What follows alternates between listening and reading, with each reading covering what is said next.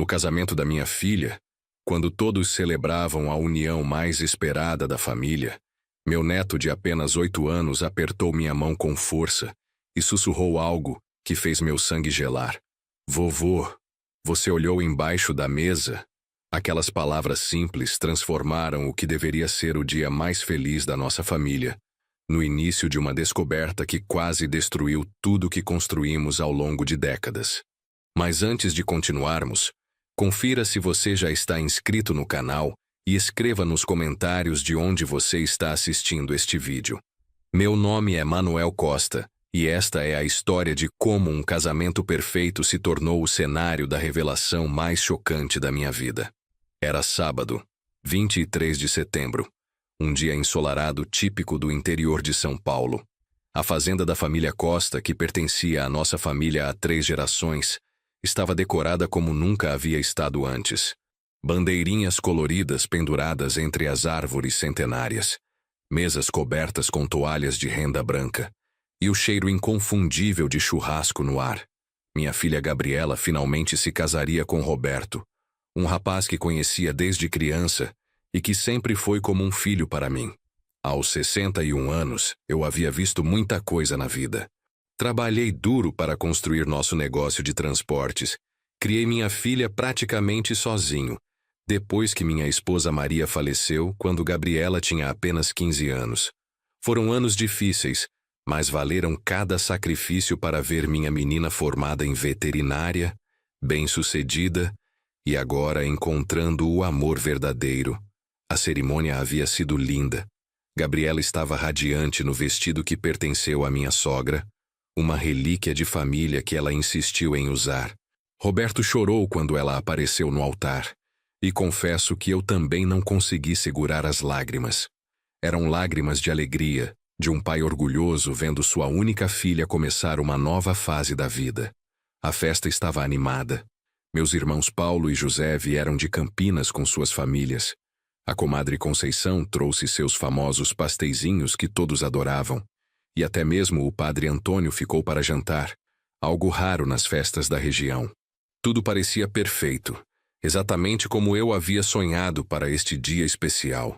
Meu neto Pedro, filho da minha sobrinha Clara, estava especialmente animado. Aos 8 anos, ele era uma criança esperta e observadora, daquelas que notava detalhes que os adultos geralmente ignoravam. Sempre foi muito apegado a mim, e eu a ele. Desde pequeno, Pedro tinha o costume de ficar perto do avô em eventos familiares, preferindo a companhia dos mais velhos às brincadeiras com outras crianças. Durante o jantar, Pedro estava sentado ao meu lado na mesa principal. Comia seu pedaço de picanha com o apetite típico de criança, mas percebi que ele estava mais quieto que o normal. De vez em quando, ele olhava ao redor da mesa com uma expressão pensativa que não era comum para sua idade. Tentei conversar com ele sobre a escola, sobre seus brinquedos favoritos, mas suas respostas eram curtas e distraídas. A banda estava tocando uma música sertaneja clássica quando Pedro puxou minha manga pela 3ª vez em poucos minutos. Vovô, ele disse baixinho, preciso falar com o senhor. Havia uma urgência em sua voz que me chamou a atenção. Abaixei-me para ficar na altura dele e perguntei o que estava acontecendo. Foi então que ele fez a pergunta que mudaria tudo. Vovô, você olhou embaixo da mesa? Achei a pergunta estranha, quase sem sentido. Que mesa, Pedro? O que tem embaixo da mesa? Ele apontou discretamente para a mesa onde estavam sentados Roberto, alguns padrinhos e madrinhas. Aquela ali, vovô. Tem uma coisa estranha lá embaixo. Vi o tio Roberto colocando alguma coisa lá mais cedo, quando ele pensou que ninguém estava vendo. Mas eu estava brincando de esconder atrás da árvore e vi tudo. O coração começou a bater mais forte. Roberto era como um filho para mim. Estava na nossa família há mais de 5 anos. Conhecia seus pais, sua família, sua história. Não fazia sentido ele estar escondendo alguma coisa no próprio casamento. Mas a seriedade no rosto de Pedro me dizia que ele não estava inventando história. Aquele menino nunca mentiu para mim. Tentei manter a calma e não demonstrar o desconforto que começava a crescer no meu peito. Pedro, você tem certeza do que viu? Pode ter sido qualquer coisa. Talvez uma surpresa para a tia Gabriela. O menino balançou a cabeça com convicção. Não, vovô. Ele olhou para os lados antes de colocar, como quando eu escondo alguma coisa que não posso ter. E depois ele ficou nervoso, sabe? Igual eu fico quando faço arte. A comparação infantil me fez rir internamente, mas ao mesmo tempo me preocupou mais. Pedro sempre foi muito perceptivo, especialmente para detectar comportamentos suspeitos. Era uma característica que notei nele desde pequeno. Decidi que precisava verificar por mim mesmo, nem que fosse apenas para tranquilizar minha mente e a do meu neto. Está bem, Pedro. Vou dar uma olhada. Mas você fica aqui comendo seu doce, combinado? Ele assentiu aliviado, como se tivesse cumprido uma missão importante. Levantei-me da mesa tentando parecer casual. Cumprimentei alguns convidados pelo caminho e me dirigi lentamente em direção à mesa indicada por Pedro. Meu coração batia mais forte a cada passo. A mesa estava animada. Roberto ria de alguma piada que um dos padrinhos havia contado. Gabriela conversava com as madrinhas sobre a lua de mel em Gramado. Tudo parecia absolutamente normal. Por um momento, pensei que Pedro havia imaginado coisas, como crianças às vezes fazem. Mas então lembrei da seriedade em seus olhos, da certeza em sua voz. Aquele menino não estava inventando. Aproximei-me da mesa fingindo procurar algo que havia deixado cair. Pessoal, vocês não viram meu guardanapo? Acho que caiu por aqui. Eles riram e se ofereceram para ajudar a procurar. Roberto pareceu um pouco tenso quando mencionei que precisava olhar embaixo da mesa, mas talvez fosse apenas impressão minha. Abaixei-me lentamente, fingindo procurar o guardanapo imaginário. O que vi embaixo da mesa me deixou completamente sem reação. Havia um pequeno gravador digital, daqueles modernos que cabem na palma da mão, colado discretamente na parte inferior da mesa com fita adesiva. A luzinha vermelha indicava que estava gravando. Meu primeiro pensamento foi que talvez fosse alguma surpresa romântica que Roberto estava preparando. Uma forma de guardar as conversas especiais do dia do casamento. Mas algo na forma como estava escondido, na posição estratégica escolhida, me fez desconfiar. Por que esconder um gravador se era algo inocente? E por que Roberto ficou nervoso quando mencionei que olharia embaixo da mesa? Comecei a juntar as peças e não gostei das conclusões que minha mente estava formando. Levantei-me devagar, fingindo não ter encontrado nada. Não está aqui mesmo. Deve ter voado com o vento, disse sorrindo forçadamente. Roberto pareceu relaxar um pouco, mas notei que ele evitou fazer contato visual comigo pelo resto da conversa. Voltei para minha mesa com a mente fervilhando de perguntas e uma crescente sensação de desconforto no estômago. Pedro me olhou esperançoso quando me sentei ao lado dele. E então, vovô, achou alguma coisa? Olhei ao redor para ter certeza de que ninguém estava ouvindo nossa conversa. Pedro, você pode me contar exatamente o que viu? Cada detalhe é importante. O menino se animou, feliz por ter a atenção total do avô para sua descoberta. Eu estava brincando de ser detetive. Ele começou, baixando a voz dramaticamente. Estava escondido atrás da árvore grande, sabe qual? Aquela que o senhor disse que plantou quando a tia Gabriela nasceu. O tio Roberto chegou sozinho perto da mesa, olhou para todos os lados e depois se abaixou. Ele grudou alguma coisa embaixo da mesa. Parecia um daqueles aparelhinhos que o papai usa para gravar as reuniões no trabalho. A descrição de Pedro batia exatamente com o que eu havia encontrado. O gravador estava mesmo lá, escondido e funcionando. Mas por quê? O que Roberto esperava gravar? E mais importante, o que ele pretendia fazer com essas gravações? Minha mente começou a trabalhar em todas as possibilidades, e poucas delas eram reconfortantes. Tentei manter a compostura pelo resto da festa, mas era impossível relaxar completamente sabendo daquele equipamento escondido. Observei Roberto durante o restante da noite com novos olhos, prestando atenção a cada gesto, cada olhar, cada reação. Ele parecia o mesmo Roberto de sempre, carinhoso com Gabriela, respeitoso comigo, brincalhão com os convidados. Nada em seu comportamento sugeria segundas intenções, mas a presença daquele gravador me incomodava profundamente. Durante os discursos, Quando os padrinhos falaram sobre o casal, quando eu mesmo fiz meu discurso emocionado sobre minha filha, eu sabia que cada palavra estava sendo registrada sem o conhecimento dos presentes. Era uma violação da privacidade de todos ali, uma traição da confiança que depositávamos nele. Pedro continuou sendo meu pequeno cúmplice silencioso durante a noite. De vez em quando, ele me olhava com cumplicidade, como se compartilhássemos um segredo importante. E, de certa forma, compartilhávamos. Aquele menino havia descoberto algo que poderia ser muito significativo, e eu precisava decidir o que fazer com essa informação. Quando a festa começou a diminuir e os convidados mais distantes começaram a se despedir, aproveitei um momento em que Roberto foi cumprimentar uns tios que estavam saindo para me aproximar da mesa novamente. Desta vez, fui mais rápido e discreto.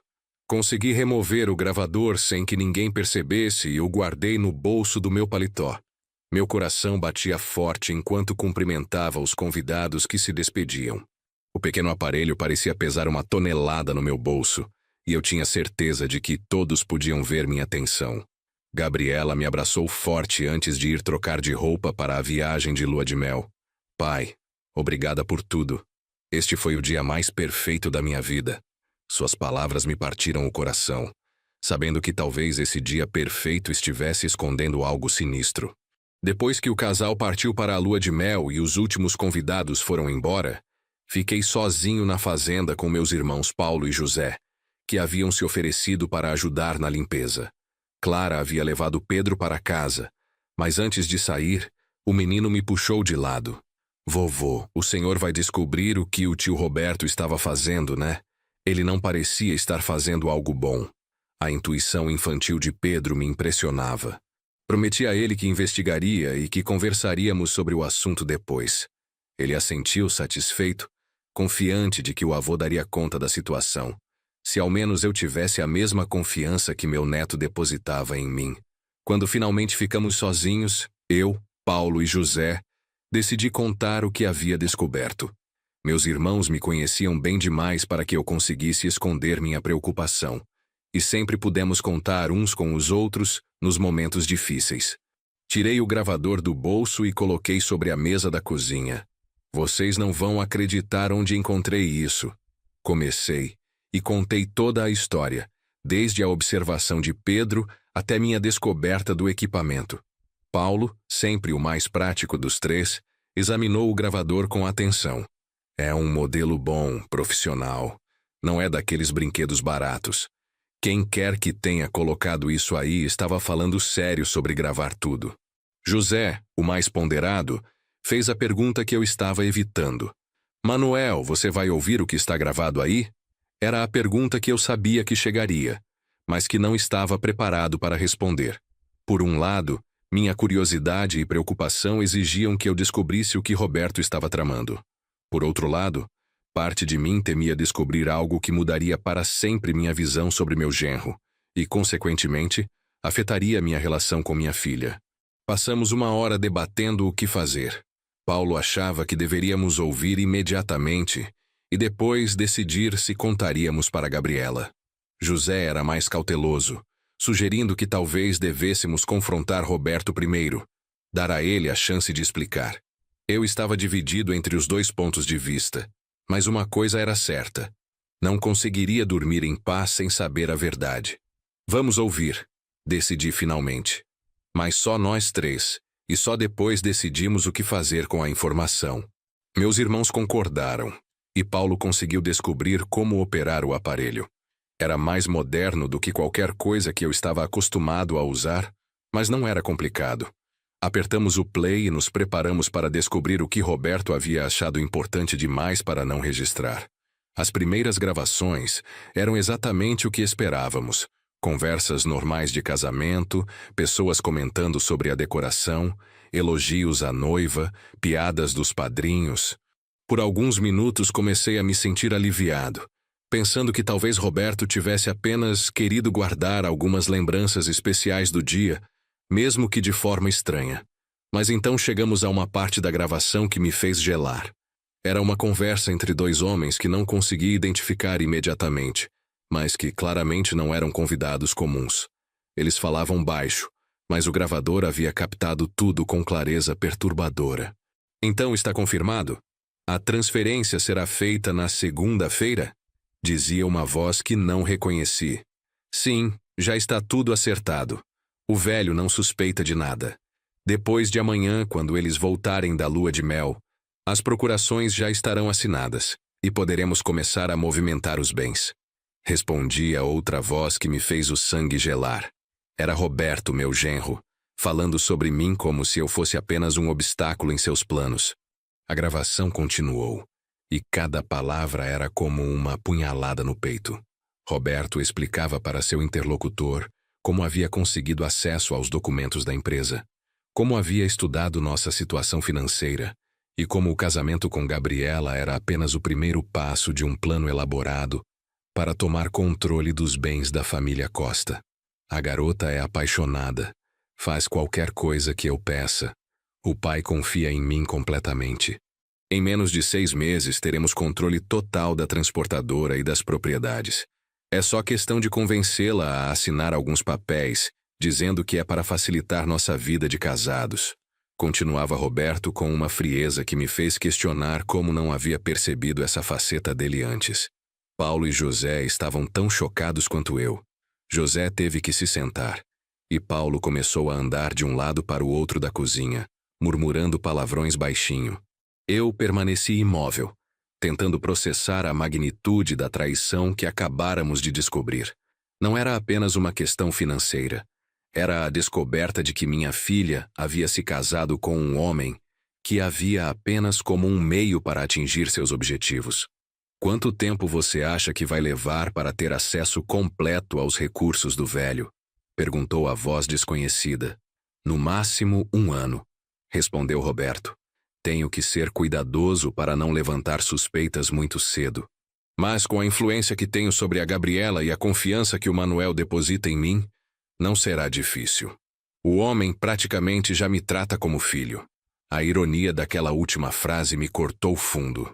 Eu realmente o tratava como filho. Havia aberto meu coração e minha casa para ele, confiado nele com meu bem mais precioso, minha filha. E descobrir que tudo não passou de uma encenação elaborada foi um dos momentos mais dolorosos da minha vida. Senti como se tivesse levado um soco no estômago e ao mesmo tempo um tapa na cara. A conversa continuou por mais alguns minutos, com detalhes específicos sobre documentos que Roberto já havia fotografado, contatos que ele havia feito com pessoas interessadas em comprar partes do negócio, e até mesmo planos para uma possível venda da fazenda, onde estávamos naquele momento. Era um plano minuciosamente elaborado, demonstrando que Roberto havia passado anos estudando nossa família, não por amor, mas por ganância. Quando a gravação finalmente terminou, ficamos em silêncio por vários minutos. O peso da descoberta era esmagador. Como contar isso para Gabriela? Como explicar para ela que o homem com quem acabara de se casar, o homem por quem ela estava perdidamente apaixonada, não passava de um golpista sofisticado? Manuel, Paulo finalmente quebrou o silêncio. Você precisa contar para ela, e precisa fazer isso rápido antes que seja tarde demais.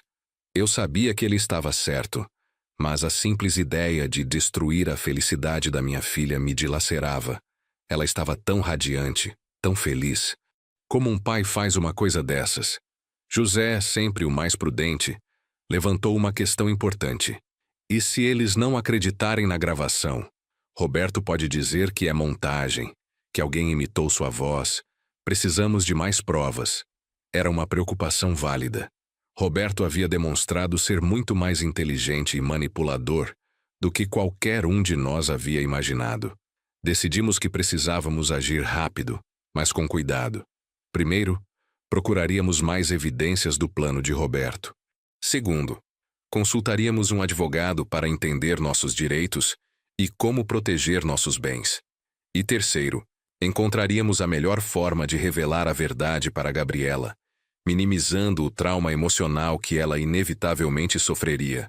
Na manhã seguinte, domingo, acordei sem ter dormido quase nada. A gravação ecoava na minha mente, cada palavra de Roberto se repetindo como um disco arranhado. Preparei café forte e liguei para meu advogado, Dr. Hamilton, explicando que tinha uma emergência familiar e precisava vê-lo urgentemente, mesmo sendo fim de semana. Dr. Hamilton concordou em nos encontrar em seu escritório no início da tarde. Enquanto isso, Paulo e José foram até a cidade levantar informações sobre o homem que falava com Roberto na gravação. A voz não nos era familiar, mas tínhamos alguns palpites sobre quem poderia ser, baseados em comentários vagos que havíamos ouvido. Aproveitei a manhã para revisar todos os documentos da empresa e das propriedades que estavam guardados em casa. Para minha surpresa e horror, descobri que algumas certidões e escrituras não estavam mais nos lugares onde sempre as guardei. Procurei em todos os lugares possíveis, mas não consegui encontrar vários documentos importantes. A conclusão era óbvia. Roberto havia tido acesso aos documentos e, muito provavelmente, havia feito cópias ou até mesmo subtraído alguns originais. Senti uma raiva crescer dentro de mim, uma indignação que há muito tempo não experimentava. Não era apenas a questão do dinheiro ou das propriedades. Era a violação da confiança, a manipulação da minha filha, o desrespeito por tudo que nossa família havia construído. Liguei para Paulo para contar sobre os documentos desaparecidos. Ele me deu uma notícia ainda mais perturbadora. Manuel, descobrimos quem é o outro homem na gravação. É o Marcelo Santana, aquele corretor de imóveis que anda comprando propriedades na região por preços baixos. E tem mais. Roberto foi visto várias vezes no escritório dele nos últimos meses. As peças do quebra-cabeças começavam a se encaixar de forma cada vez mais perturbadora. Marcelo Santana tinha reputação duvidosa na região, conhecido por se aproveitar de famílias em dificuldades financeiras para comprar propriedades por valores muito abaixo do mercado. Se Roberto estava envolvido com ele, significava que os planos eram ainda mais sérios do que imaginávamos. No encontro com o Dr. Hamilton, apresentamos toda a situação, a gravação, os documentos desaparecidos, a conexão com Marcelo Santana. O advogado ouviu tudo com seriedade crescente, fazendo anotações e fazendo perguntas específicas sobre prazos e procedimentos legais que Roberto poderia estar tentando acelerar. Senhores, doutor, Hamilton disse após ouvir tudo. A situação é grave, mas vocês agiram no momento certo. Se esperassem mais algumas semanas ou meses, o estrago poderia ser irreversível. Vamos tomar algumas medidas preventivas imediatamente. Ele explicou que poderíamos solicitar o bloqueio de certas transações e alterações nos documentos da empresa, além de registrar um boletim de ocorrência sobre os documentos desaparecidos. Mas a questão mais delicada permanecia: como e quando contar para Gabriela? Doutor, Hamilton sugeriu que fizéssemos isso logo após o retorno da lua de mel, mas antes que Roberto tivesse chance de colocar qualquer parte de seu plano em ação. É fundamental que ela saiba a verdade antes de assinar qualquer documento ou autorização. Ele enfatizou. Saímos do escritório com um plano de ação definido, mas com o coração pesado pela conversa difícil que teríamos pela frente. Durante o caminho de volta para casa, Paulo fez um comentário que me fez pensar. Sabe, Manuel, talvez devêssemos agradecer ao Pedro. Se não fosse pela curiosidade dele, Roberto poderia ter conseguido o que queria sem que descobríssemos até ser tarde demais. Na segunda-feira pela manhã, recebi uma ligação que não esperava. Era Gabriela, ligando de Gramado, animada para contar sobre a lua de mel. Pai, está sendo maravilhoso. Roberto está sendo tão carinhoso, tão atencioso. Estou me sentindo a mulher mais feliz do mundo. A alegria na voz dela me partiu o coração, sabendo o que eu teria que revelar em breve. Conversamos por alguns minutos sobre os passeios que estavam fazendo, os lugares que visitaram, os planos para quando voltassem. Roberto até pegou o telefone para me cumprimentar e agradecer novamente pela festa. Ouvindo sua voz, tentei detectar algum sinal da falsidade que agora eu sabia existir. Mas ele continuava sendo o mesmo Roberto de sempre. Simpático, respeitoso, convincente. Depois de desligar, fiquei sentado na cozinha por um longo tempo, olhando para o gravador que estava sobre a mesa. Como aquele pequeno aparelho havia mudado tudo em menos de 48 horas, senti-me envelhecido, cansado de uma forma que ia além do físico. Era o cansaço emocional de descobrir que havia sido enganado por tanto tempo. Paulo chegou com mais informações perturbadoras. Ele havia conversado com alguns conhecidos no banco onde mantínhamos as contas da empresa e descoberto que Roberto havia estado lá na semana anterior ao casamento, fazendo perguntas sobre procedimentos para transferência de procurações e alterações societárias. O gerente achou estranho, Paulo me contou, mas como Roberto ia se tornar parte da família, não viu problemas em dar as informações. Disse que Roberto parecia muito interessado nos detalhes técnicos, perguntou sobre prazos, documentação necessária, esse tipo de coisa. Era mais uma confirmação de que os planos de Roberto eram reais e estavam sendo executados metodicamente. Decidimos usar os dias da lua de mel para fortalecer nossa posição legal e reunir o máximo de evidências possível. José conseguiu contato com outros empresários da região que haviam tido negócios com Marcelo Santana, e as histórias que ouvimos eram desanimadoras. Várias famílias haviam perdido propriedades depois de serem convencidas a assinar documentos que não compreendiam completamente.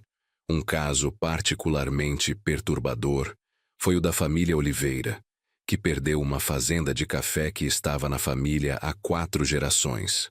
O patriarca, seu Joaquim, havia confiado em um genro que se associou com Santana para executar um golpe similar ao que Roberto estava planejando contra nós.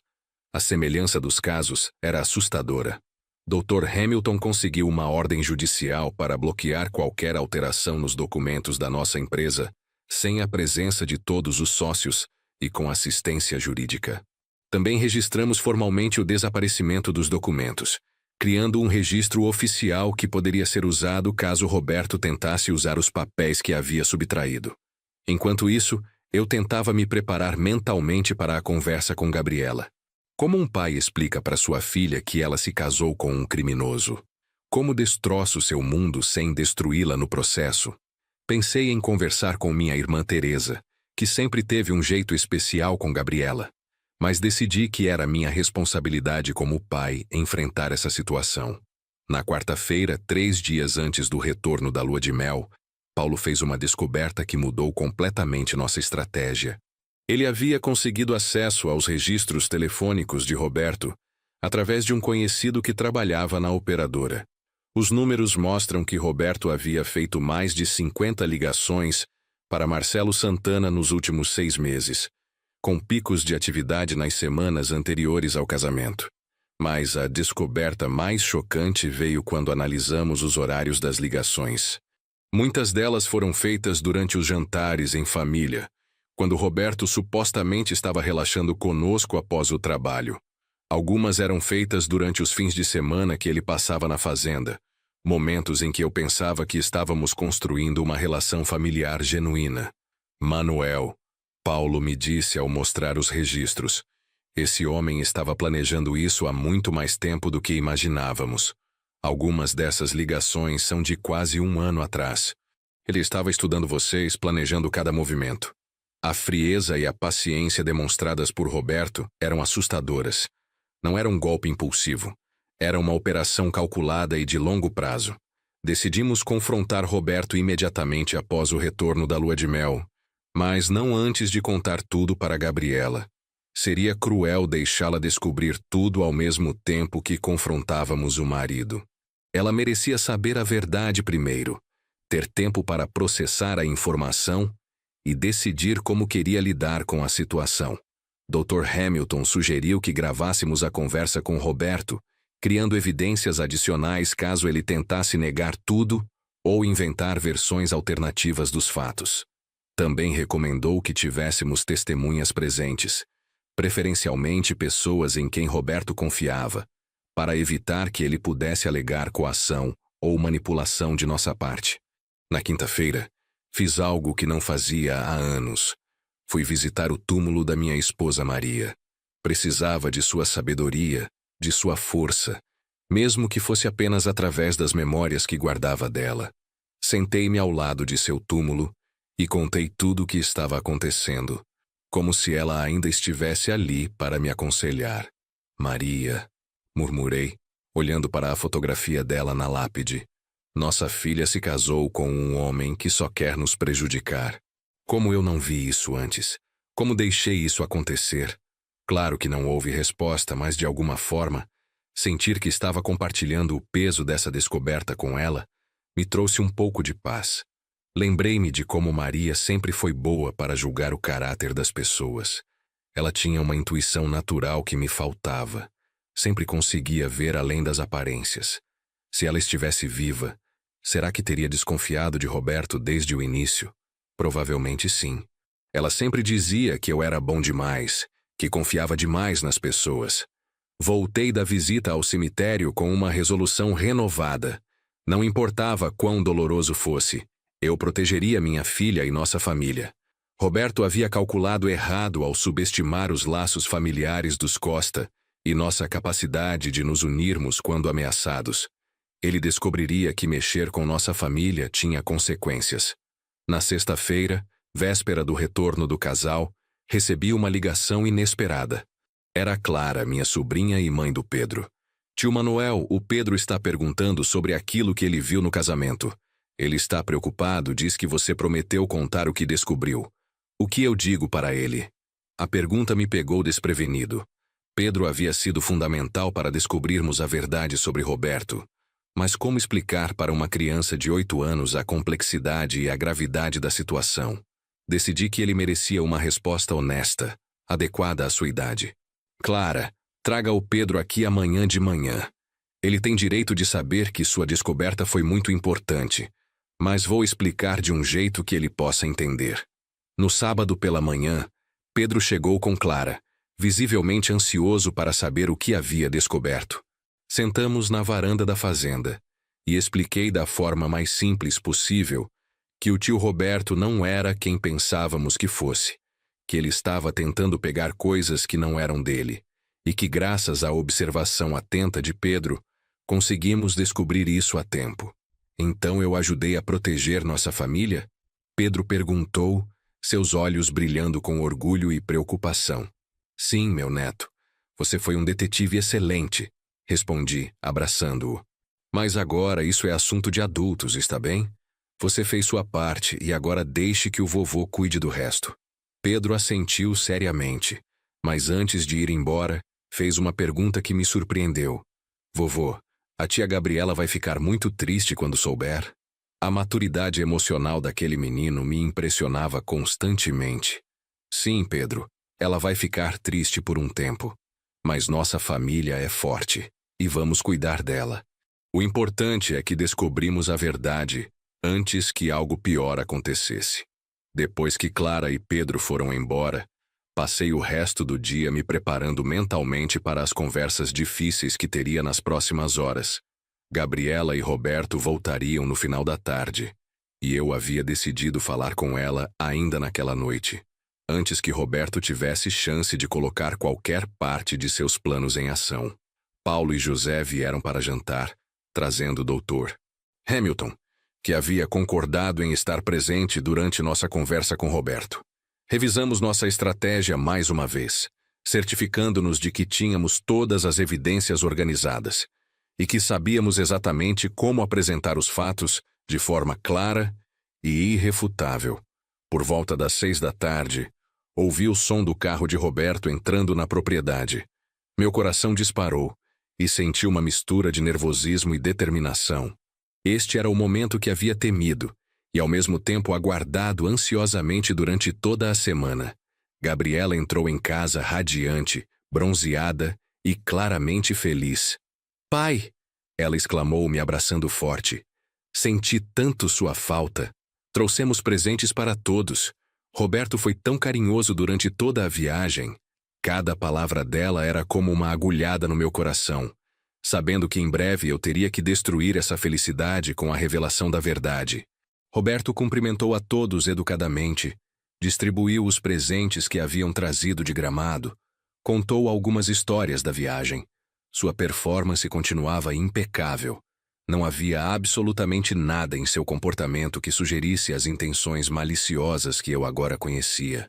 Era perturbador perceber como ele conseguia manter a farsa com tanta naturalidade.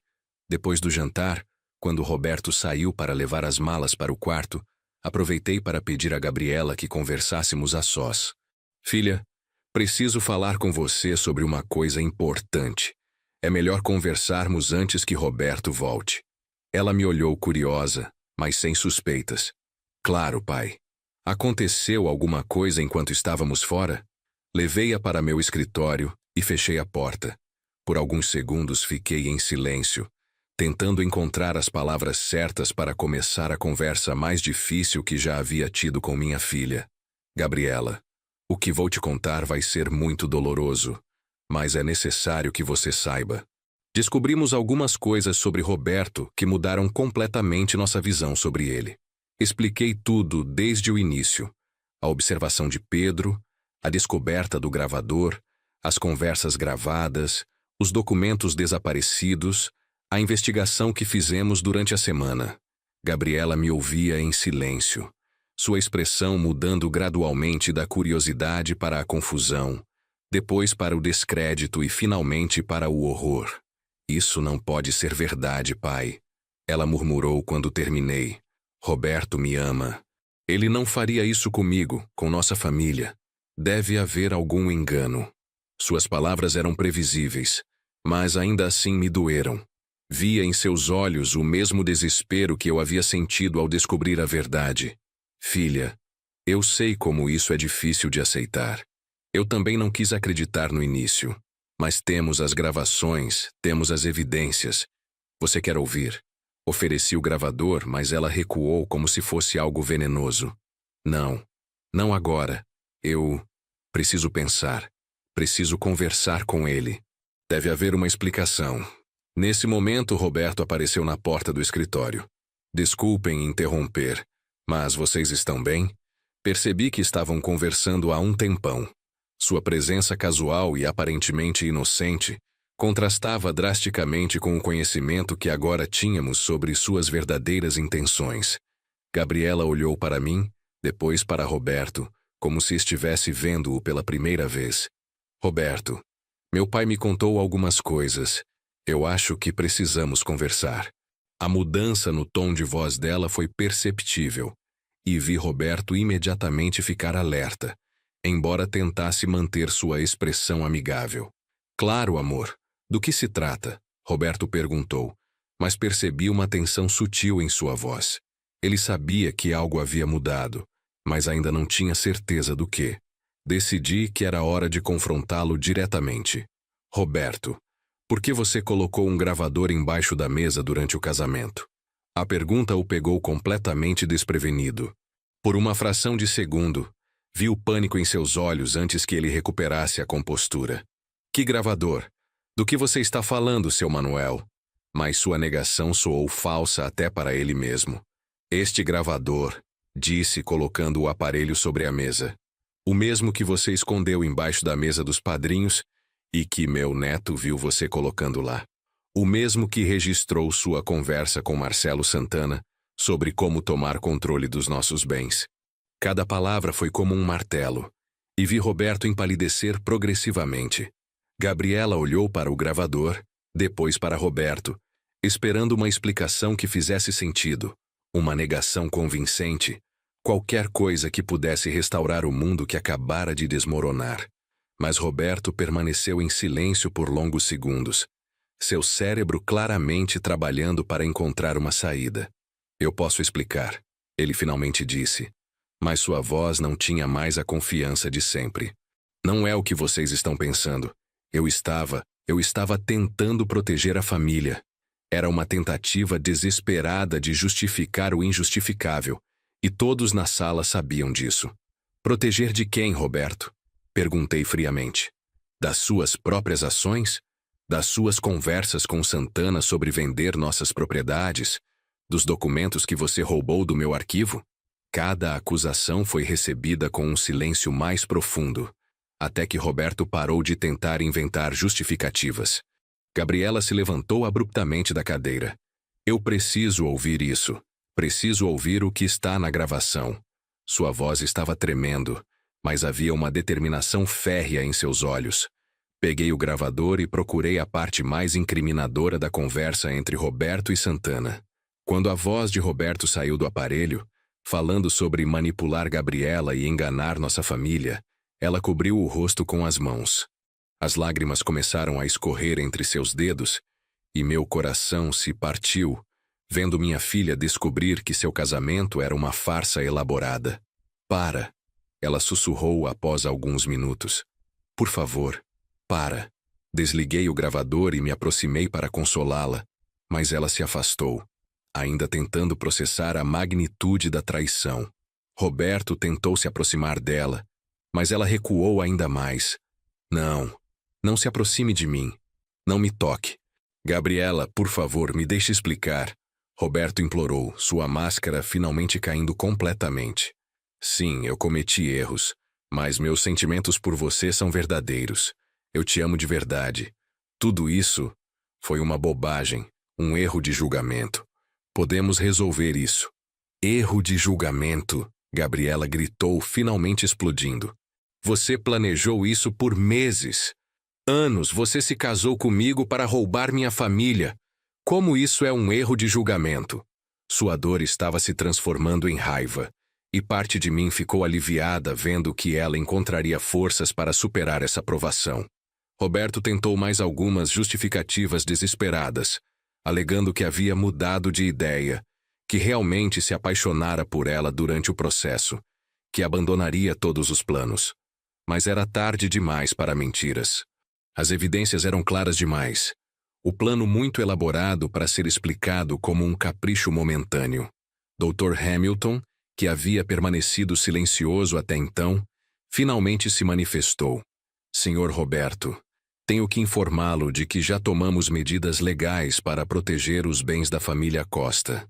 Além disso, temos evidências suficientes para processos criminais por estelionato, furto de documentos e associação criminosa. Sugiro que procure um advogado. A menção de processos criminais fez Roberto entrar em pânico. Ele começou a implorar, não por perdão, mas por uma negociação. Ofereceu devolver todos os documentos, prometeu deixar a cidade, suplicou para que não envolvêssemos a polícia. Era patético ver o homem que havia manipulado nossa família com tanta frieza agora implorando por misericórdia. Gabriela observava tudo em silêncio, as lágrimas secando em seu rosto enquanto a realidade se estabelecia definitivamente. Eu quero que você saia da minha casa, ela disse com uma voz que não reconheci. Fria, dura, final. Agora. E nunca mais quero ver você na minha frente. Roberto tentou protestar, alegar direitos como marido, mas Paulo e José se posicionaram atrás dele de forma que deixou claro que não era uma sugestão, era uma ordem. Você tem 15 minutos para pegar suas coisas pessoais e sair, Paulo disse firmemente. E se tentarmos qualquer aproximação futura com esta família, chamaremos a polícia imediatamente. Enquanto Roberto subia para pegar suas coisas, Gabriela desabou no sofá, o peso de tudo finalmente a atingindo em cheio. Sentei-me ao lado dela e a abracei, sentindo seu corpo tremer com soluços silenciosos. Pai, ela murmurou, como eu pude ser tão cega? Como não vi nada disso? Filha, ele era muito bom no que fazia, respondi suavemente. Ele enganou todos nós. A diferença é que você estava apaixonada, e quando amamos alguém, é natural não querermos ver os defeitos. Não se culpe por ter um coração generoso. Mas sabia que levaria tempo para que ela realmente acreditasse nisso. Roberto desceu com uma mala pequena, claramente esperando ainda poder negociar sua permanência, ou pelo menos uma despedida mais amigável. Mas a frieza no olhar de Gabriela e a postura firme dos irmãos deixaram claro que não havia espaço para mais manipulação. Antes de sair, ele fez uma última tentativa. Gabriela, por favor, não deixe que isso termine assim. Podemos fazer terapia de casal. Posso provar que mudei. Não destrua nosso casamento por causa de um mal-entendido. A audácia de ainda chamar aquilo de mal-entendido quase me fez explodir. Mas Gabriela respondeu antes que eu pudesse dizer qualquer coisa. Nosso casamento? Ela repetiu, uma risada amarga escapando de seus lábios. Que casamento, Roberto? O que foi baseado em mentiras desde o primeiro dia? O que você planejou como um golpe para destruir minha família? Não existiu casamento. Existiu uma farsa. E ela acabou. Suas palavras foram como sentenças finais, sem apelo. Roberto finalmente saiu, mas não antes de lançar um olhar venenoso para mim, como se eu fosse o responsável por sua queda. Na verdade, eu e a observação atenta de um menino de 8 anos, que percebeu que algo não estava certo. Às vezes, a proteção da família vem dos lugares mais inesperados. Depois que ele saiu, ficamos em silêncio por um longo tempo. Gabriela continuava no sofá, olhando para o nada, ainda processando tudo o que havia acontecido. Paulo e José se ofereceram para ficar na fazenda durante a noite, caso Roberto tentasse voltar ou causar problemas. Mas eu achei que seria melhor darmos espaço para Gabriela processar tudo. Doutor. Hamilton explicou os próximos passos legais.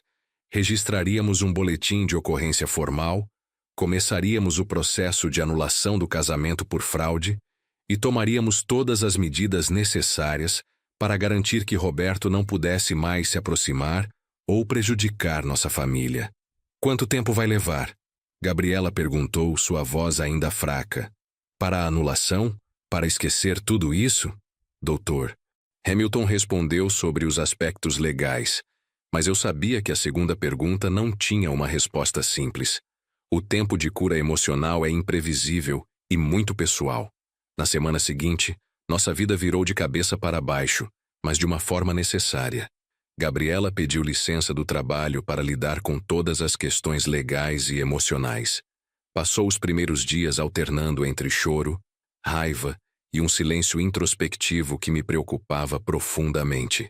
Contratamos um investigador particular para rastrear todos os possíveis danos que Roberto poderia ter causado. Descobrimos que ele havia feito cópias de muito mais documentos do que imaginávamos, incluindo registros bancários e informações sobre investimentos. Felizmente, nossa ação rápida havia impedido qualquer transação efetiva. A investigação também revelou que Roberto tinha antecedentes. Não criminais, mas um padrão de relacionamentos anteriores com mulheres de famílias abastadas que terminaram de forma suspeita. Uma ex-namorada em Ribeirão Preto, uma ex-noiva em Campinas. Era um modus operandi estabelecido, e nós havíamos sido apenas os alvos mais recentes.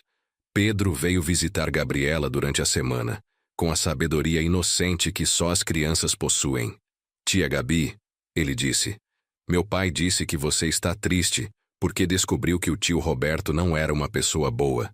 Mas agora que você descobriu, pode ficar feliz de novo, né? Porque as pessoas ruins não podem mais machucar você quando você sabe que elas são ruins. A simplicidade de sua lógica fez Gabriela sorrir pela primeira vez em dias. Você é um menino muito esperto, Pedro, ela disse abraçando-o. E muito corajoso também. Se não fosse por você, talvez eu nunca tivesse descoberto a verdade. Pedro ficou visivelmente orgulhoso. E percebi que aquela experiência, apesar de traumática, havia ensinado a ele lições valiosas sobre confiança e proteção familiar. Um mês após a revelação, Gabriela estava começando a se recuperar. Voltou ao trabalho na clínica veterinária, retomou suas rotinas, começou a sair com as amigas novamente. Ainda havia momentos difíceis, especialmente quando se lembrava de algum detalhe do relacionamento que agora via sob uma nova luz, mas ela estava claramente mais forte. Uma tarde, enquanto tomávamos café na cozinha, ela me fez uma pergunta que eu esperava há semanas. Pai, você acha que eu vou conseguir confiar em alguém novamente?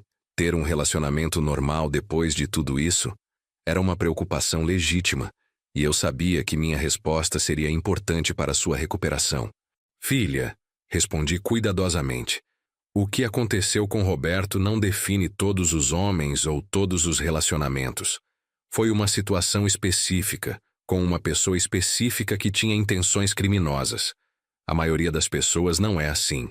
E você é inteligente, forte e agora tem experiência. Vai saber identificar sinais de alerta que antes talvez ignorasse. Ela assentiu pensativamente.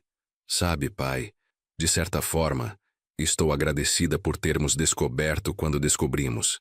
Imagina se tivéssemos filhos, se eu tivesse engravidado durante a lua de mel. Seria muito mais complicado.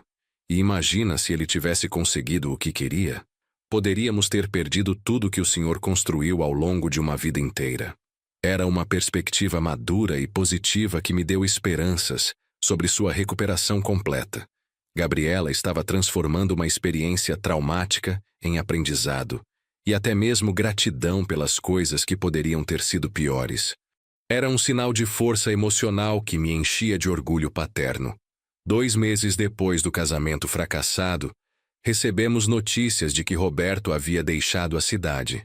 Segundo informações que conseguimos, ele estava em Goiás, possivelmente procurando nova vítima.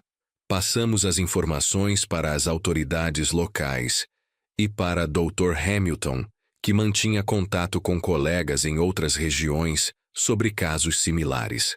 A anulação do casamento foi aprovada sem complicações. O juiz considerou que havia evidências mais do que suficientes de fraude e má-fé, desde o início do relacionamento.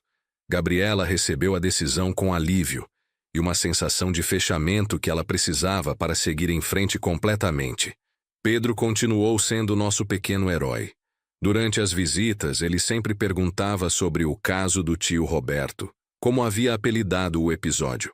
Clara me contou que ele havia desenvolvido um interesse genuíno por investigação e que falava em ser detetive quando crescesse. Quero proteger outras famílias como protegi a nossa, ele disse uma vez. A experiência também uniu ainda mais nossa família. Paulo e José passaram a visitar com mais frequência. As reuniões familiares se tornaram mais regulares, e todos desenvolvemos uma maior consciência sobre a importância de estarmos atentos uns aos outros. O que Roberto pensou que seria nossa fraqueza, nossa união familiar, acabou sendo exatamente nossa força. Dr. Hamilton nos informou que Roberto havia tentado aplicar um golpe similar em Goiânia, mas desta vez não teve sucesso. A família havia desconfiado desde o início e investigado seu passado, encontrando registros de suas atividades em São Paulo. Nosso caso havia criado um precedente que ajudou outras pessoas a se protegerem. 6 meses após o casamento, organizamos uma festa de renascimento para Gabriela, uma celebração de sua força e recuperação. Foi uma reunião familiar simples, mas cheia de amor e apoio genuínos. Gabriela estava radiante novamente, não com a felicidade ingênua que tinha no casamento, mas com uma alegria mais madura e consciente. Durante a festa, Pedro se aproximou de mim com sua seriedade característica. Vovô, posso fazer uma pergunta? Assenti curioso. Como você sabia que devia confiar em mim quando eu contei sobre o gravador? Eu sou só uma criança, e os adultos nem sempre acreditam nas crianças. A pergunta me pegou desprevenido. Pedro, eu confiei em você porque te conheço. Sei que você é observador, honesto e inteligente. E, principalmente, sei que você ama nossa família e nunca faria nada para nos prejudicar. Às vezes, as pessoas mais novas veem coisas que nós, adultos, perdemos porque estamos muito ocupados ou porque não queremos acreditar que algo ruim está acontecendo. Ele ficou pensativo por um momento. Então foi importante eu ter falado, mesmo não tendo certeza se era algo realmente ruim? Foi a coisa mais importante que você poderia ter feito. Respondi firmemente. Você salvou nossa família, Pedro. Literalmente nos salvou de perder tudo que construímos ao longo de décadas. O menino sorriu com orgulho, mas depois assumiu uma expressão séria novamente. Vovô, promete que vai sempre acreditar em mim se eu perceber que algo está errado? Prometo, respondi sem hesitação. E prometo que você sempre pode vir falar comigo sobre qualquer coisa que te preocupe, não importa quão pequena ou estranha pareça.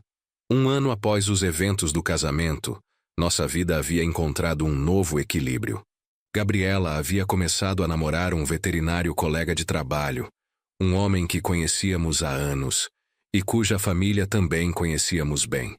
Desta vez, ela estava tomando as coisas devagar, prestando atenção aos detalhes, ouvindo sua intuição e a de sua família. O novo relacionamento dela era completamente diferente do anterior. Havia transparência, honestidade, e ele fez questão de conhecer toda a nossa história antes de se envolver seriamente com Gabriela. Quero que vocês saibam exatamente quem eu sou e quais são minhas intenções, disse durante o primeiro jantar em família. E se em algum momento vocês sentirem que algo não está certo, quero que me digam. Pedro, agora com 9 anos, havia se tornado nosso inspetor de segurança oficial.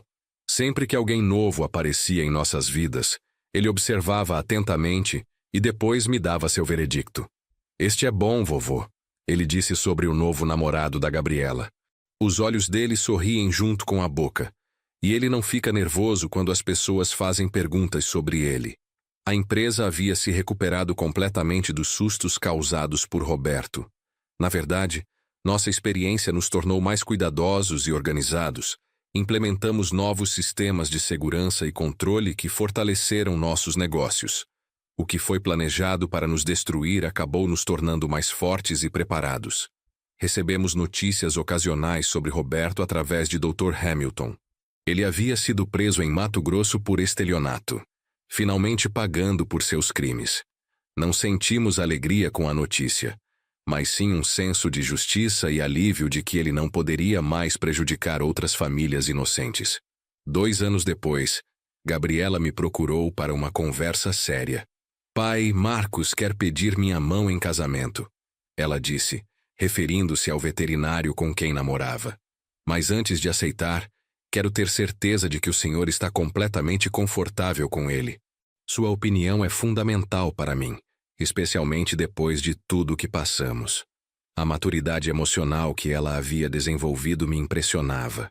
A Gabriela que se casou com Roberto era uma jovem apaixonada que seguiu apenas o coração. A Gabriela atual era uma mulher que equilibrava a emoção com razão, que valorizava a opinião da família sem abrir mão de sua autonomia. O trauma havia sido transformado em sabedoria. Filha, Marcos é um homem bom. Conhecemos sua família há anos. Sabemos de sua reputação profissional. Vemos como ele te trata e como trata nossa família. Mais importante, vejo como você é feliz com ele. Uma felicidade serena, não desesperada. Se você quer se casar com ele, tem minha bênção completa. Ela sorriu, mas ainda havia uma sombra de preocupação em seus olhos. E se eu estiver errada novamente? E se eu não conseguir ver alguma coisa importante? Peguei suas mãos e olhei diretamente em seus olhos. Gabriela, você não é mais a mesma pessoa de 2 anos atrás. Você desenvolveu instintos, aprendeu a fazer perguntas, conquistou a confiança para escutar seus próprios sentimentos e os conselhos da família. E desta vez, você não está sozinha nessa decisão. O casamento foi marcado para o outono seguinte. Uma cerimônia simples, mas significativa. Desta vez, não haveria surpresas escondidas. Não haveria segundas intenções. Não haveria gravadores ocultos. Apenas uma família celebrando o amor verdadeiro e honesto. Na semana anterior ao segundo casamento de Gabriela, Pedro me procurou com uma proposta séria. Vovô, posso ser seu assistente especial no casamento da tia Gabi? Para ter certeza de que está tudo certo? Sua preocupação protetora me tocou profundamente. Aquela experiência havia transformado meu neto em um guardião da família. Claro, Pedro. Você será meu inspetor de segurança oficial, respondi. Mas desta vez não precisamos nos preocupar. Conhecemos o Marcos há anos, e você mesmo disse que ele é confiável. Pedro assentiu, mas manteve sua seriedade. Eu sei, vovô, mas é melhor sempre ter cuidado. Foi o Senhor mesmo que me ensinou isso. O casamento foi perfeito. Simples, íntimo, cheio de alegria genuína. Gabriela estava radiante, mas era uma radiância diferente da primeira vez. Mais serena, mais consciente, mais verdadeira. Marcos estava visivelmente emocionado, e sua família se misturava naturalmente com a nossa, criando um ambiente de união autêntica. Durante a cerimônia, observei Pedro cumprindo seu papel de inspetor de segurança, com seriedade adorável. Ele observava os convidados, prestava atenção nas conversas, mantinha-se alerta para qualquer coisa fora do comum. Não havia nada para detectar além de amor, alegria e celebração sincera, mas sua vigilância me deu uma sensação adicional de segurança e continuidade. No discurso, falei sobre segundas chances, sobre a importância da família, sobre como às vezes os momentos mais difíceis nos ensinam as lições mais valiosas. Mencionei Pedro indiretamente, falando sobre como a proteção da família às vezes vem das fontes mais inesperadas, e vi o menino sorrir orgulhoso na plateia. 3 anos após a descoberta do gravador, nossa família havia não apenas se recuperado, mas se fortalecido de maneiras que nunca imaginei possíveis. Gabriela estava feliz em seu novo casamento. Pedro havia se tornado um jovem observador e protetor, e eu havia aprendido lições valiosas sobre confiança, vigilância e a importância de escutar até mesmo os membros mais novos da família. A experiência com Roberto nos ensinou que a proteção familiar não é paranoia, é responsabilidade. Que questionar comportamentos suspeitos não é desconfiança excessiva, é cuidado. Que às vezes as pessoas que parecem mais confiáveis podem ter as intenções mais perigosas. Mas também aprendemos sobre resiliência, sobre a capacidade de nossa família de se unir diante da adversidade, sobre como o amor verdadeiro pode superar até mesmo as traições mais dolorosas. Gabriela não apenas sobreviveu à experiência, ela cresceu com ela, tornou-se mais forte e mais sábia. Pedro, agora com 12 anos, mantinha seu interesse por investigação, mas havia desenvolvido também outras paixões.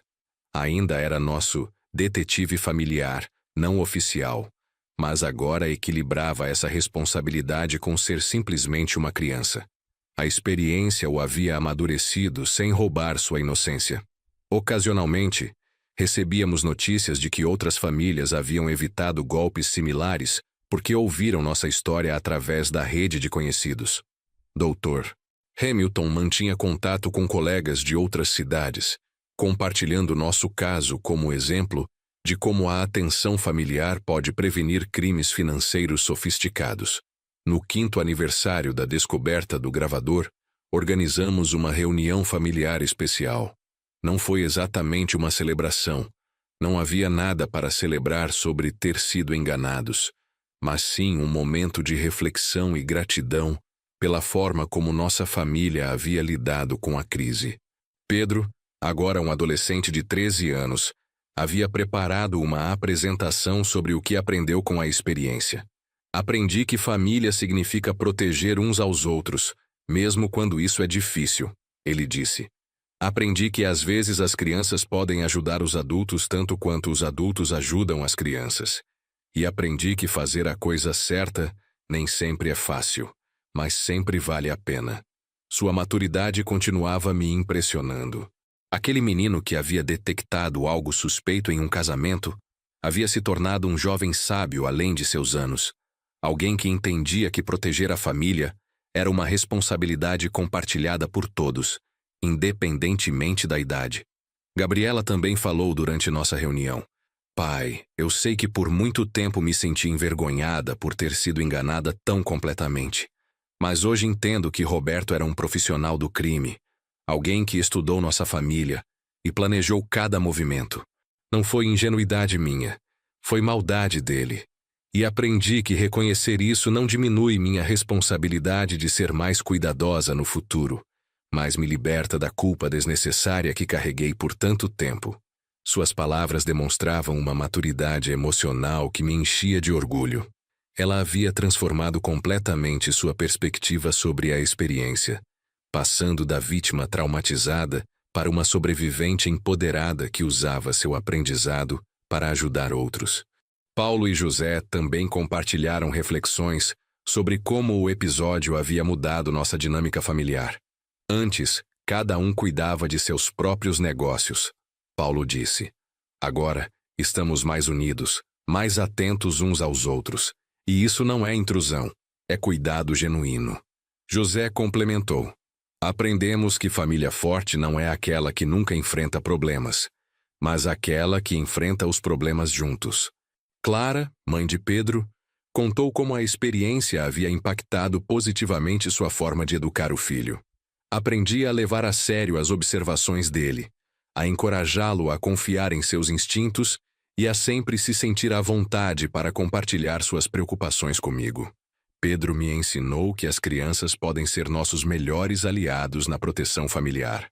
Dr. Hamilton, que também esteve presente em nossa reunião especial, trouxe atualizações sobre casos similares que haviam surgido na região. Infelizmente, golpes como o que Roberto tentou aplicar estão se tornando mais sofisticados e frequentes. Ele explicou. Mas casos como o de vocês, onde a família permaneceu unida e vigilante, servem de exemplo para outros.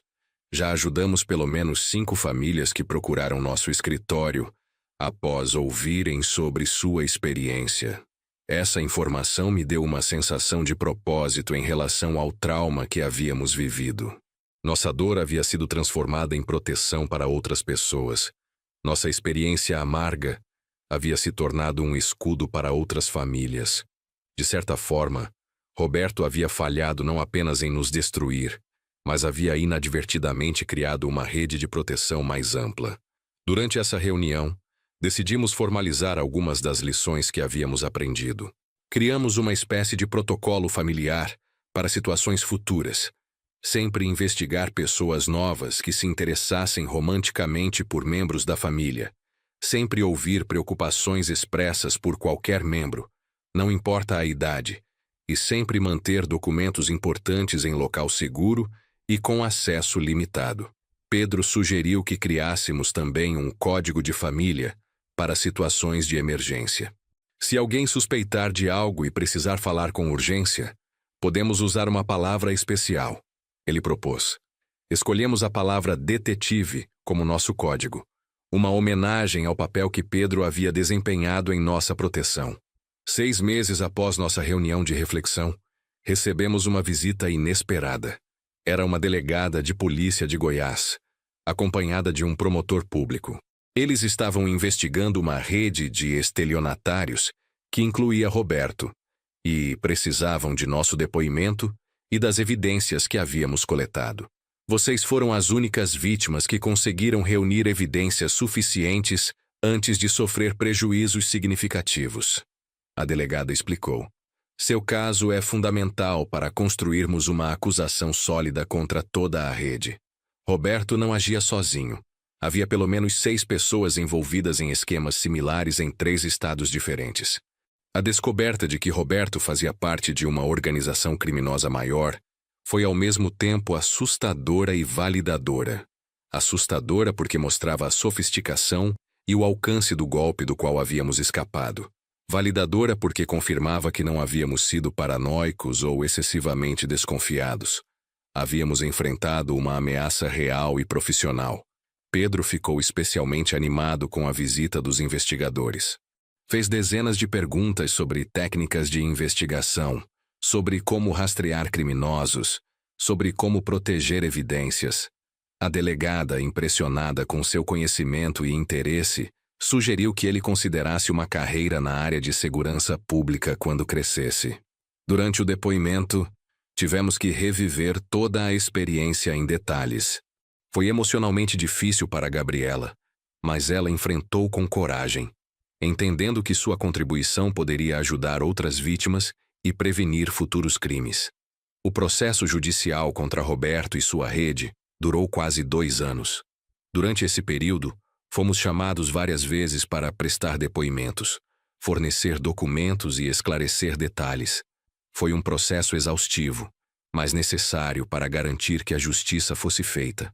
Gabriela, que inicialmente havia relutado em se envolver profundamente no processo, acabou se tornando uma das principais testemunhas. Seu depoimento sobre as técnicas de manipulação psicológica usadas por Roberto foi fundamental para caracterizar o crime de estelionato qualificado. Ele não apenas roubou dinheiro, ela disse no tribunal. Ele roubou confiança, roubou sonhos, roubou a segurança emocional de famílias inteiras. Durante uma das audiências, conhecemos outras vítimas da rede. Famílias de Minas Gerais, Bahia e Goiás, que haviam passado por experiências similares, algumas com consequências muito mais graves que a nossa.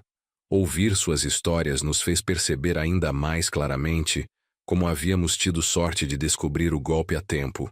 Uma das vítimas, um empresário de Uberlândia chamado Seu Antônio, havia perdido não apenas sua empresa, mas também sua casa e as economias de uma vida inteira.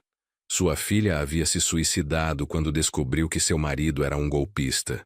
A história dele me fez abraçar Gabriela com ainda mais gratidão por termos enfrentado nossa situação juntos e por ela ter encontrado forças para superar o trauma.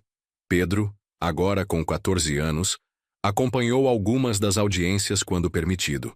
Ver o impacto de sua descoberta sendo reconhecido oficialmente pelo sistema de justiça foi uma lição poderosa sobre cidadania e responsabilidade social.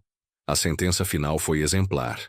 Roberto foi condenado a 12 anos de prisão por estelionato qualificado, formação de quadrilha e outros crimes conexos. Marcelo Santana recebeu uma pena ainda maior, 15 anos, por ser considerado o líder da organização criminosa. Os demais membros da rede receberam penas proporcionais ao seu envolvimento. Mais importante que as penas individuais foi o fato de que a Justiça ordenou a criação de um fundo de ressarcimento para as vítimas, formado pelos bens apreendidos dos criminosos. Embora não pudéssemos recuperar o dinheiro que não havíamos perdido, muitas outras famílias conseguiram pelo menos uma compensação parcial pelos prejuízos sofridos. O caso ganhou repercussão na mídia regional, e fomos procurados por jornalistas interessados em contar nossa história. Inicialmente relutantes em expor nossa vida privada, acabamos concordando em dar algumas entrevistas, sempre com o objetivo de alertar outras famílias sobre os sinais de golpes similares. Gabriela se tornou uma espécie de porta-voz não oficial para vítimas de golpes matrimoniais. Recebíamos regularmente ligações de pessoas que suspeitavam estar sendo enganadas por parceiros, e ela sempre se disponibilizava para ouvir e orientar. É minha forma de transformar uma experiência terrível em algo positivo. Ela explicava. Pedro, inspirado por toda a experiência, decidiu que realmente queria seguir carreira na área de investigação criminal. Começou a se dedicar mais aos estudos, especialmente em matérias como direito, psicologia e criminologia. Seus professores ficaram impressionados com seu interesse precoce e conhecimento prático sobre técnicas investigativas. 5 anos após o julgamento final, nossa família havia encontrado uma nova normalidade. Gabriela e Marcos estavam esperando seu primeiro filho, uma menina que decidiram chamar de Maria, em homenagem à minha falecida esposa. A notícia da gravidez trouxe uma alegria renovada para toda a família. Pai, Gabriela me disse quando anunciou a gravidez, quero que minha filha cresça conhecendo a história de nossa família, incluindo a parte sobre Roberto. Não para assustá-la, mas para ensiná-la sobre a importância da família, da vigilância e da confiança nos instintos. Era uma atitude madura e sábia, que mostrava como ela havia integrado completamente a experiência em sua visão de mundo. Pedro, agora com 17 anos e prestes a se formar no ensino médio, já havia sido aceito em um curso preparatório para a Academia de Polícia. Sua vocação para a investigação criminal havia se solidificado ao longo dos anos, e ele falava com paixão sobre seu desejo de proteger outras famílias como a nossa. A fazenda havia se tornado um local de encontros familiares ainda mais frequentes. Todos sentíamos uma necessidade renovada de estar juntos, de manter os laços fortes que haviam nos salvado da destruição. As reuniões de domingo se tornaram tradição, e raramente algum membro faltava sem uma razão muito importante. Durante uma dessas reuniões, Paulo levantou uma questão interessante. Vocês acham que Roberto realmente chegou a sentir algo genuíno pela Gabriela em algum momento?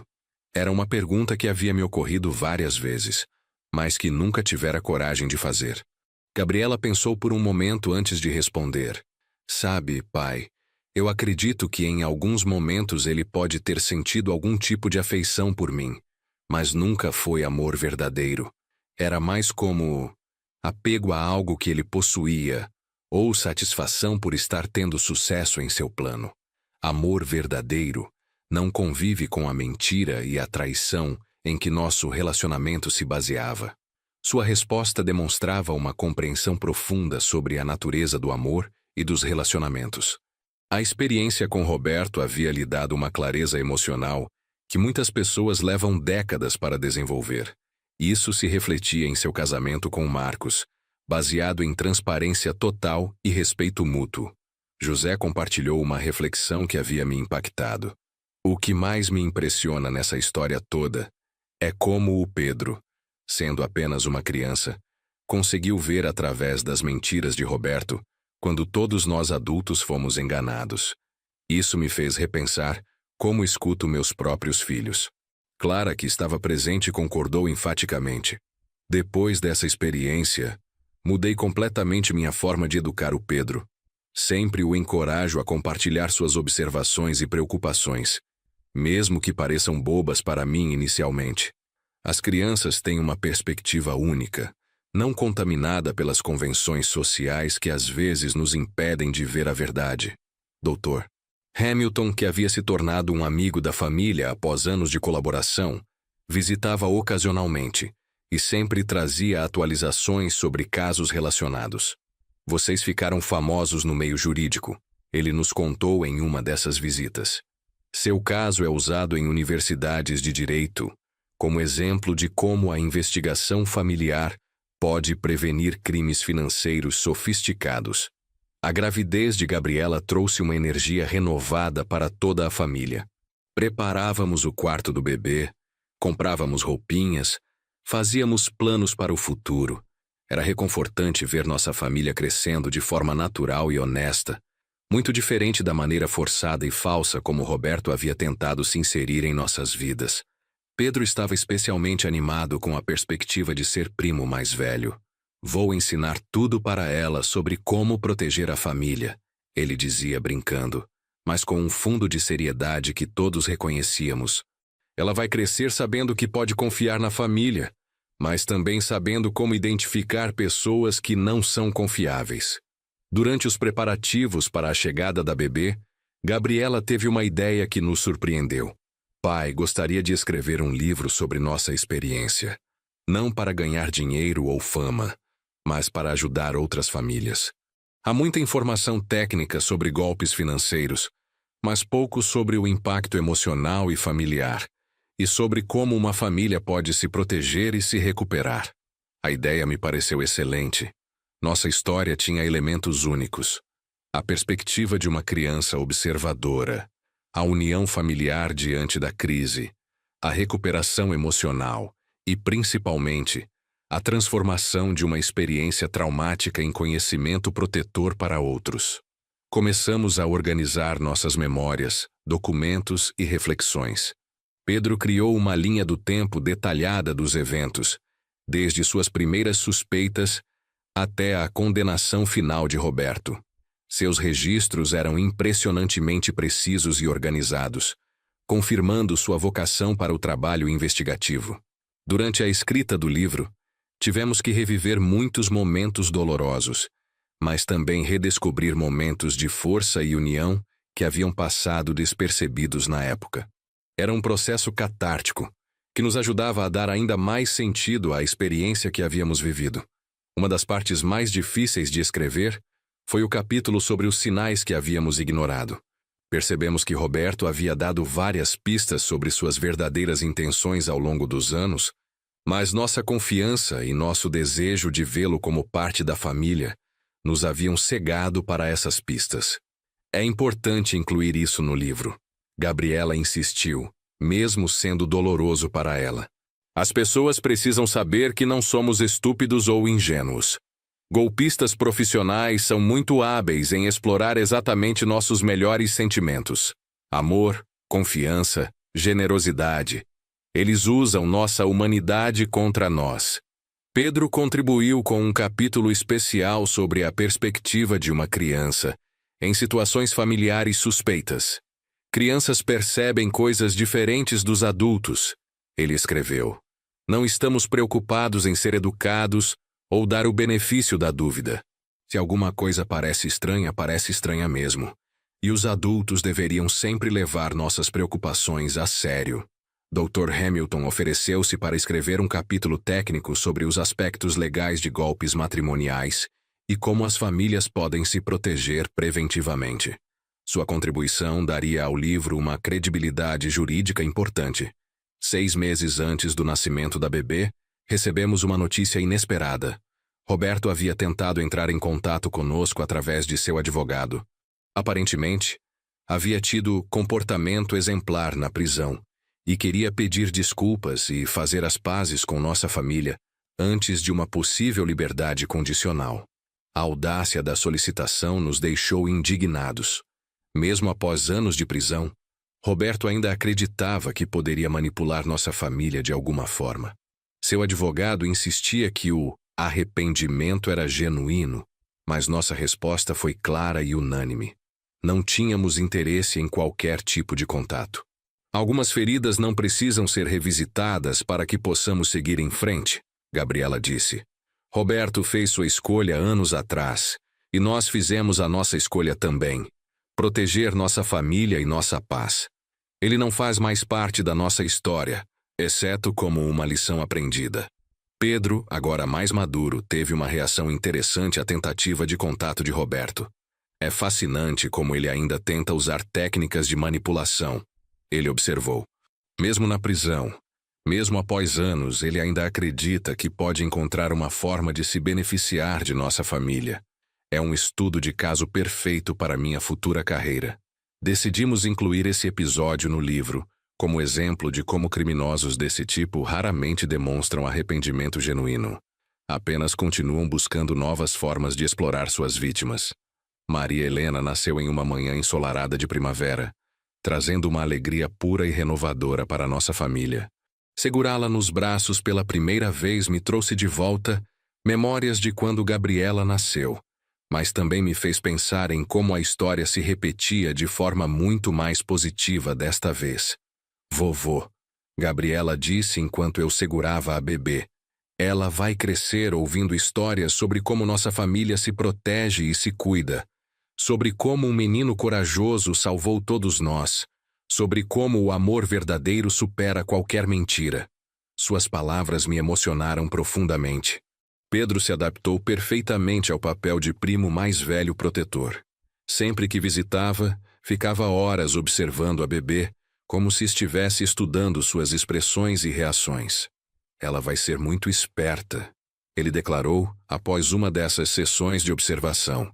Posso ver nos olhos dela, e vou ensinar tudo o que sei sobre proteger a família. O nascimento de Maria Helena coincidiu com a finalização de nosso livro. Decidimos incluir um epílogo sobre como a chegada de uma nova geração representava esperança e continuidade, mas também responsabilidade renovada de proteger e educar os jovens sobre os perigos do mundo.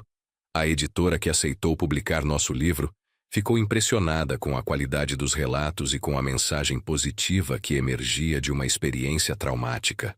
É raro encontrar uma história que combina drama pessoal com lições práticas de proteção familiar, o editor comentou. 6 meses após o nascimento de Maria Helena, nosso livro foi publicado. Decidimos usar os nomes verdadeiros, exceto o de Roberto, que chamamos de R, no texto. Queríamos que nossa história fosse autêntica e verificável, não uma ficção ou dramatização. A resposta do público superou todas as nossas expectativas. Recebemos centenas de cartas e e-mails de pessoas que haviam passado por experiências similares, que estavam enfrentando situações suspeitas em suas famílias, ou que simplesmente queriam agradecer por termos compartilhado nossa história. Uma carta particularmente tocante veio de uma mulher no Paraná que havia desconfiado do namorado da filha após ler nosso livro. Ela prestou mais atenção aos sinais que estava ignorando e descobriu que o homem estava tentando aplicar um golpe muito similar ao de Roberto. Vocês salvaram nossa família, ela escreveu. Minha filha está sofrendo agora, mas pelo menos não perdemos nossos bens e nossa segurança. Pedro, que havia acabado de ingressar na academia de polícia, ficou especialmente emocionado com as repercussões do livro. Vovô, nossa história está realmente fazendo diferença na vida de outras pessoas, ele disse.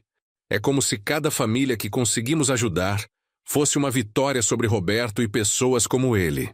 Gabriela começou a receber convites para palestras em escolas, universidades e eventos comunitários. Ela sempre aceitava quando possível, vendo essas apresentações como uma extensão de sua missão de educar e proteger outras famílias. Um ano após a publicação do livro, fomos convidados para participar de um programa de televisão nacional sobre segurança familiar. Era uma oportunidade de alcançar um público ainda maior, mas também significava expor nossa história de forma mais ampla. Decidimos aceitar o convite em família. Pedro, agora um jovem cadete de polícia, estava especialmente animado com a possibilidade de falar sobre técnicas de observação e prevenção. Gabriela queria abordar a recuperação emocional após traumas de confiança. Eu desejava falar sobre a importância da união familiar diante de crises. O programa foi ao ar em horário nobre e teve uma audiência excelente. Durante a gravação, o apresentador fez uma pergunta que me marcou. Senhor Manuel, o que o senhor diria para um pai que está desconfiado do genro, mas tem medo de prejudicar o relacionamento com a filha? Minha resposta saiu do coração. Eu diria que é melhor enfrentar uma conversa difícil hoje do que assistir sua filha e sua família serem destruídas amanhã. O amor verdadeiro às vezes exige coragem para fazer perguntas inconvenientes e ter conversas desconfortáveis. Nossa função como família é proteger uns aos outros, mesmo que isso temporariamente cause atritos. Pedro complementou com sua perspectiva. E eu diria para sempre escutarem as crianças da família. Nós vemos coisas que os adultos às vezes perdem. Não somos apenas pequenos esperando crescer. Somos membros da família com observações válidas. 2 anos após a publicação do livro, nossa vida havia encontrado um equilíbrio perfeito entre privacidade familiar e missão social. Continuávamos recebendo cartas e pedidos de ajuda, mas agora tínhamos uma estrutura melhor para responder a essas demandas. Criamos uma pequena organização não governamental focada em prevenção de golpes familiares. Pedro, mesmo ainda estudando, ajudava com pesquisas sobre novos tipos de golpes que surgiam. Gabriela conduzia grupos de apoio para vítimas de golpes matrimoniais. Eu administrava os aspectos organizacionais e financeiros da ONG. Maria Helena, agora com 2 anos, já mostrava sinais da inteligência e observação que pareciam ser características familiares dos Costa. Ela prestava atenção em tudo ao redor dela, fazia perguntas constantes e tinha uma habilidade impressionante para detectar quando os adultos estavam preocupados com alguma coisa. Ela vai ser nossa próxima detetive. Pedro brincava, mas havia orgulho genuíno em sua voz. A experiência que havíamos vivido havia se tornado parte da identidade de nossa família, não como um trauma, mas como uma fonte de força e propósito. Marcos, que havia se adaptado perfeitamente à nossa família estendida, ocasionalmente comentava sobre como nossa história o havia impressionado. Nunca vi uma família tão unida diante de uma crise, ele dizia. Vocês transformaram algo que poderia ter os destruído em algo que os tornou mais fortes. Durante uma reunião familiar especial, no 7º aniversário da descoberta do gravador, decidimos criar uma tradição anual. Todo mês de setembro, no aniversário do casamento fracassado, nos reuniríamos para refletir sobre as lições aprendidas e renovar nosso compromisso de proteger uns aos outros. Não é uma celebração da dor que passamos. Gabriela explicou para Maria Helena, que já entendia que os adultos falavam sobre algo importante mesmo sem compreender todos os detalhes. É uma celebração da nossa força, da nossa união e do nosso compromisso de sempre cuidar uns dos outros. Pedro, agora formado e trabalhando como investigador júnior, trouxe estatísticas atualizadas sobre golpes familiares. O número de casos similares ao nosso aumentou 300% nos últimos 5 anos. Ele reportou. Mas também aumentou o número de famílias que conseguem detectar e prevenir esses golpes a tempo. Nossa história está realmente fazendo diferença. Durante essa reunião especial, tomamos uma decisão importante. Começaríamos a oferecer consultorias gratuitas para famílias que suspeitavam estar sendo alvos de golpes. Tínhamos conhecimento, experiência e uma rede de contatos profissionais que poderiam ajudar outras pessoas a evitar o que quase aconteceu conosco. Dr. Hamilton, que continuava sendo nosso advogado e amigo, ofereceu-se para coordenar os aspectos legais dessas consultorias. Vocês criaram um modelo único de proteção familiar baseado na experiência real, ele disse. É um recurso valioso demais para não ser compartilhado. 3 anos depois de nossa tradição anual ter começado, recebemos uma notícia que fechou simbolicamente o ciclo de nossa experiência com Roberto. Ele havia sido encontrado morto na prisão, vítima de um ataque de outros prisioneiros. Aparentemente, havia tentado aplicar golpes em familiares de outros detentos, e isso selara seu destino. A notícia nos causou sentimentos confusos. Não havia alegria na morte de Roberto, apenas um senso de encerramento definitivo. Ele nunca conseguiu parar, Gabriela observou. Mesmo na prisão, continuou sendo quem sempre foi. Alguém que via outras pessoas apenas como oportunidades para se beneficiar. Pedro, agora um investigador experiente, teve uma reflexão interessante. É quase como se ele não conseguisse existir sem tentar enganar alguém. Era parte fundamental de sua personalidade, não apenas um comportamento que poderia ser mudado. Sua observação mostrava uma compreensão profunda sobre a psicologia criminal. Maria Helena, agora com 5 anos e incrivelmente esperta, fez uma pergunta inocente que nos surpreendeu. Por que vocês ficaram tristes quando o homem mau morreu? Ele não podia mais machucar outras famílias, não é bom? Sua lógica infantil era ao mesmo tempo pura e perturbadora. Explicamos para ela que mesmo quando pessoas fazem coisas muito ruins, ainda são seres humanos, e que a morte de qualquer pessoa é sempre um pouco triste. Mas também concordamos que havia uma sensação de alívio, sabendo que Roberto não poderia mais prejudicar outras famílias. No 10º aniversário da descoberta do gravador, organizamos uma grande reunião familiar que incluiu todas as pessoas que haviam nos ajudado ao longo dos anos. Dr. Hamilton, a delegada que investigou o caso, várias famílias que havíamos ajudado através de nossa ONG e até mesmo alguns jornalistas que haviam coberto nossa história. Pedro, agora um investigador sênior especializado em crimes financeiros familiares, fez uma apresentação sobre como nossa experiência havia influenciado mudanças nas políticas de segurança e nas leis relacionadas a golpes matrimoniais. Vocês não apenas se protegeram, ele disse olhando para nossa família. Vocês mudaram o sistema para proteger outras pessoas também. Gabriela, que havia se tornado uma palestrante reconhecida nacionalmente sobre recuperação de traumas de confiança, compartilhou estatísticas sobre as famílias que havíamos conseguido ajudar diretamente. Mais de 200 famílias entraram em contato conosco nos últimos 10 anos, ela disse. Conseguimos prevenir golpes em pelo menos 50 casos confirmados. Maria Helena, agora uma menina de 8 anos, a mesma idade que Pedro tinha quando descobriu o gravador, fez um discurso que nos emocionou profundamente. Eu cresci ouvindo sobre como minha família é forte e como nos protegemos uns aos outros. Ela disse com a seriedade que já mostrava ser uma característica familiar. Quero continuar essa tradição e proteger minha família também. Durante a festa, alguém perguntou se algum dia nos arrependeríamos de ter exposto nossa história tão publicamente. A resposta veio de todos nós quase simultaneamente. Jamais. Nossa dor havia se tornado proteção para centenas de outras famílias. Hoje, 15 anos após a descoberta do gravador que mudou nossas vidas, nossa família está mais forte e unida do que jamais imaginou ser possível.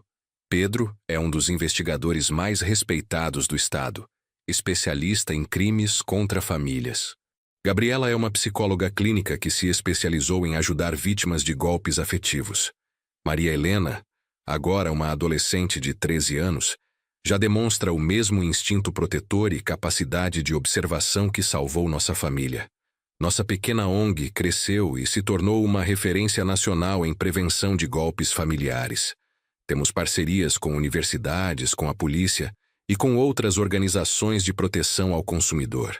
Nosso livro foi traduzido para outros idiomas e continua ajudando famílias em diferentes países. Marcos e Gabriela tiveram mais 2 filhos, João, de 9 anos, e Ana, de 6. Todos cresceram conhecendo a história da família, entendendo a importância da vigilância e da união. Eles sabem que ser parte da família Costa significa ter a responsabilidade de proteger uns aos outros. Refletindo sobre tudo que vivemos, posso dizer com certeza que aquele momento terrível quando Pedro me contou sobre o gravador foi paradoxalmente um dos momentos mais importantes de nossas vidas. Foi o momento em que descobrimos nossa verdadeira força como família. Roberto pensou que poderia nos destruir, explorando nosso amor e nossa confiança. O que ele não calculou foi que esse mesmo amor e confiança, quando direcionados para proteger uns aos outros, em vez de para aceitar cegamente pessoas de fora, se tornariam nossa maior força. A lição mais importante que aprendemos é que a família não é apenas sobre amor incondicional.